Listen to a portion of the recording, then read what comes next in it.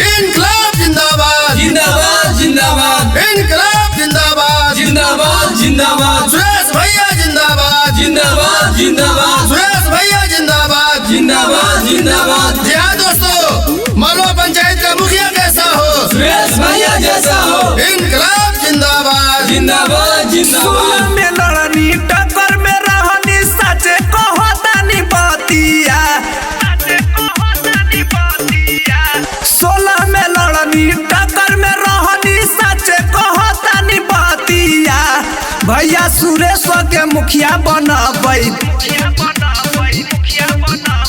भैया सुरेश के मुखिया बनबै देके भारी बहुमतिया भैया सुरेश के मुखिया बनबै देके भारी बहुमतिया। सुरेश भैया जिंदाबाद जिंदाबाद जिंदाबाद। सुरेश भैया जिंदाबाद जिंदाबाद जिंदाबाद। जी हाँ दोस्तों, मालवा पंचायत से सहयोग कर्मठ विकासशील युवा उम्मीदवार सुरेश भैया को जिताना है और मुखिया बनाना है। सुरेश भैया जिंदाबाद जिंदाबाद जिंदाबाद। सुरेश भैया जिंदाबाद जिंदाबाद जिंदाबाद। मालवा पंचायत के बाटे आन शान हो जिंदाबाद रहब हरदम मजदूर किसान हो। मालवा पंचायत के बाटे आन शान हो जिंदाबाद रहब हरदम मजदूर किसान हो। दुख सुख में दर्द में भैया बनी है तहरा संगतिया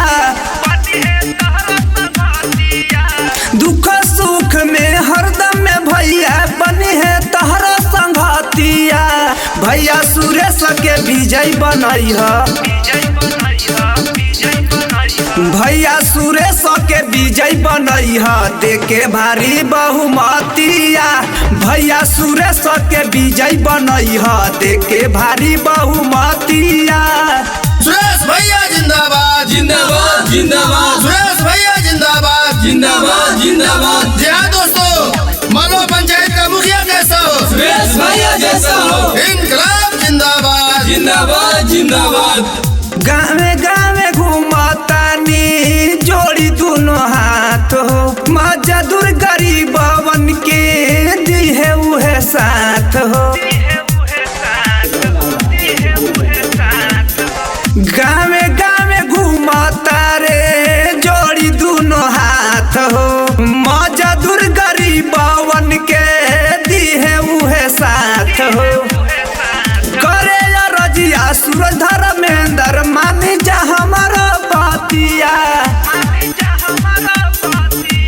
करे रजिया सूरज धर्मेंद्र मानी जा हमारा बतिया भैया सुरेश के विजय बनई